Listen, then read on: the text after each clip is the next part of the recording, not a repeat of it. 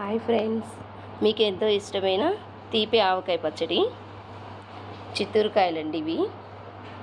ఇప్పుడు సీజన్ కాబట్టి దొరుకుతాయి.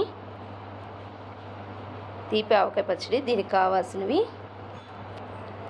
ఈ కాయల్ని ముక్కలుగా కోసుకోవాలి. నీట్గా తుడుచుకొని ముక్కలు చిన్న సైజుగా కట్ చేసుకోవాలి. దీనికి కావాల్సినవి ఉప్పు, మెంతులు, ఆవాలు, కారం, పసుపు, బెల్లం, వెల్లుల్లిపాయలు ఒలవాలండి, పొట్టు తీసుకోవాలి. గడ్డలుప్పుని మిక్సీ పట్టుకొని పొడి చేసుకోవాలి మెత్తగా. కొంచెం పల్లి ఆయిల్, వెల్లుల్లిపాయని కొంచెం కచ్చాబిచ్చాగా మిక్సీ పట్టుకొని ఉంచుకోవాలండి. ఇలాగా కొంచెం మిక్సీ పట్టుకోవాలి. ముక్కలన్నీ ఇలా బేషన్లోకి వేసుకున్నానండి.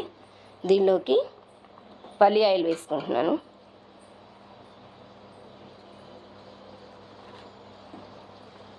పల్లి ఆయిల్ వేసినాక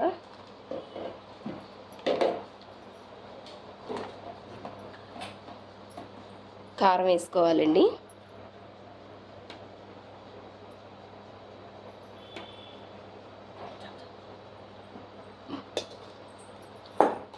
తర్వాత నెక్స్ట్ ఉప్పు వేసుకోవాలండి.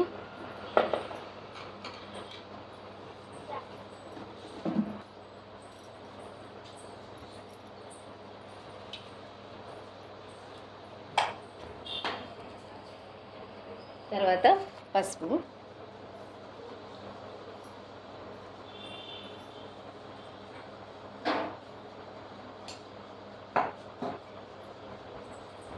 తర్వాత వెల్లుల్లిపాయి మనం పేస్ట్ చేసి ఉంచుకున్నాం కదండి, కొంచెం కచ్చాబిచ్చాగా, అది కూడా వేసుకోవాలి.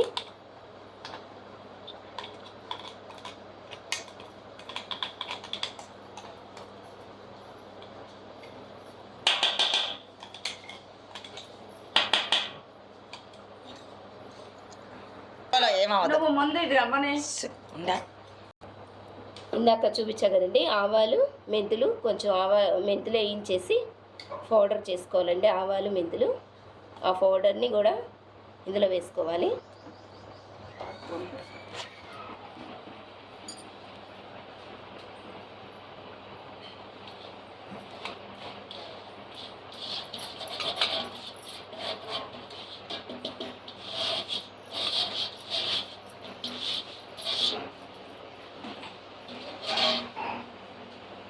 తర్వాత బెల్లం తురిమేసి పెట్టుకున్నాం కదండి, ఇది కూడా వేసుకోవాలి.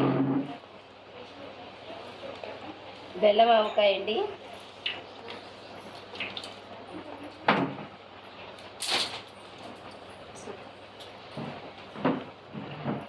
బెల్లం ఆవకాయ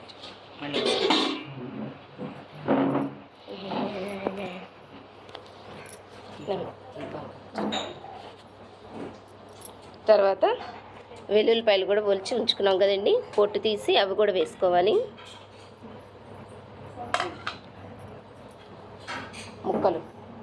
ముక్కలు కొన్ని మెంతులు కూడా వేసుకోవాలండి, పచ్చివి.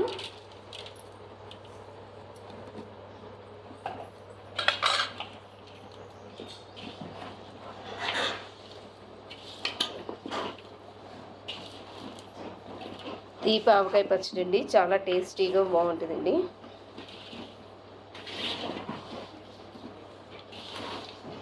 ఇలా అన్నీ వేసినాక కలుపుకోవాలి బాగా.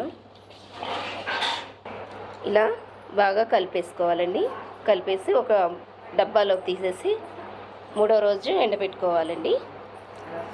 రసము వేరే సపరేట్గా, ముక్కలు సపరేట్గా ఎండబెట్టుకోవాలండి.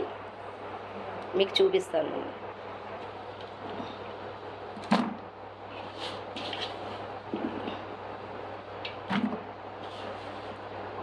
ఇలా స్టోరేజ్ చేసుకోవాలండి. 3 days అయినాక ఎండలో పెట్టాలండి బాగా.